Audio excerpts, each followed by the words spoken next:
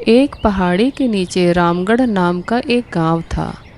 गांव के सारे जानवर हरी घास खाने के लिए सुबह उसी पहाड़ी के ऊपर बसे जंगल में जाते और शाम होते होते घर वापस आ जाते थे। हर दिन की तरह लक्ष्मी नाम की एक गाय अन्य गायों के साथ उसी पहाड़ी के जंगल में घास खाने के लिए गई थी। वह हरी घास खाने में इतनी ज़्यादा प्रसन्न थी कि वह कब एक शेर की गुफा के पास पहुंच गई उसे पता भी नहीं चला। शेर अपनी गुफा में सो रहा था और वह पिछले 2 दिन से भूखा भी था। जैसे ही लक्ष्मी शेर के गुफा के पास पहुंची, गाय की खुशबू से शेर की नींद खुल गई।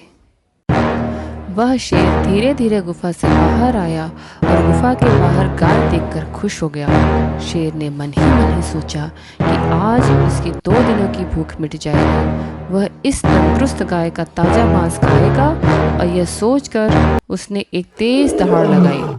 लक्ष्मी शेर के दहाड़ सुनकर डर जाती है। जब वह अपने आसपास देखती है तो वह दूर दूर तक उसका कोई भी दूसरी गाय नहीं दिखती।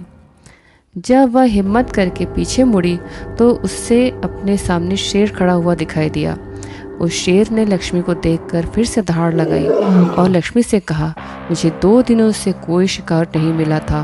मैं भूखा था, शायद इसलिए भगवान ने मेरा पेट भरने के लिए तुझे मेरे पास भेजा है। आज मैं तुझे खाकर अपनी भूख मिटा लूँगा। शेर की बात सुनकर लक्ष्मी डर जाती है। वह रोते हुए शेर से कहती है, मुझे जाने दो, मुझे मत खाओ। मेरा एक छोटा बच्चा है जो अभी सिर्फ मेरा ही दूध पीता है और उसे घास खाने अभी तक आता नहीं है। लक्ष्मी की बात सुनकर शेर हंसते हुए कहता है, तो क्या मैं अपने हाथ में आए शिकार को ऐसे ही जाने दूं? मैं तो आज तुझे खाकर अपनी 2 दिनों की भूख मिटाऊंगा। शेर के ऐसा कहने पर लक्ष्मी उसके सामने रोने लगी और विनती करते हुए कहती है, आज मुझे जाने दो, मैं आज अपने बछड़े को आखिरी बार दूध पिला दूंगी और उसे बहुत सारा प्यार करके कल सुबह होते ही तुम्हारे पास आ जाऊंगी। फिर तुम मुझे खा लेना और अपना भूखा पेट भर लेना। शेर लक्ष्मी की यह बात मान जाता है और धमकी देते हुए कहता है कि अगर कल तू नहीं आई तो मैं तेरे गांव आ जाऊंगा, फिर तुझे और तेरे बेटे दोनों को खा जाऊंगा। लक्ष्मी शेर की यह बात सुनकर खुश हो जाती है और शेर को अपना वचन देकर गांव वापस चली जाती है। वहां से वह सीधे अपने बछड़े के पास जाती है, उसे दूध पिलाती है और बहुत सारा प्यार करती है। फिर बछड़े को शेर की साथ हुई सारी घटना बताती है और कहती है कि उसे अब अपना ख्याल खुद ही रखना होगा। वह कल सुबह होते ही अपना वचन पूरा करने के लिए शेर के पास चली जाएगी। अपनी माँ की बात सुनकर बछड़ा रोने लगता है।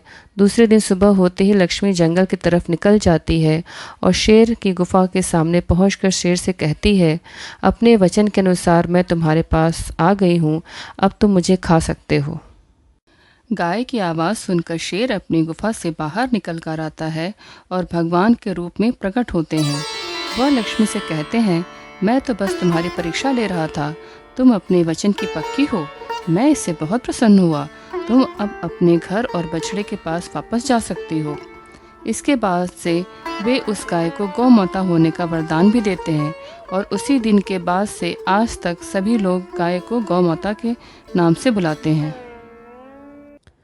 इस कहानी से हमें यह शिक्षा मिलती है कि हमें अपने दिए हुए वचन को पूरा करने के लिए जान की बाजी लगा देनी चाहिए और अपना वचन पूरा करना चाहिए। यही हमारे दृढ़ व्यक्तित्व को दर्शाता है।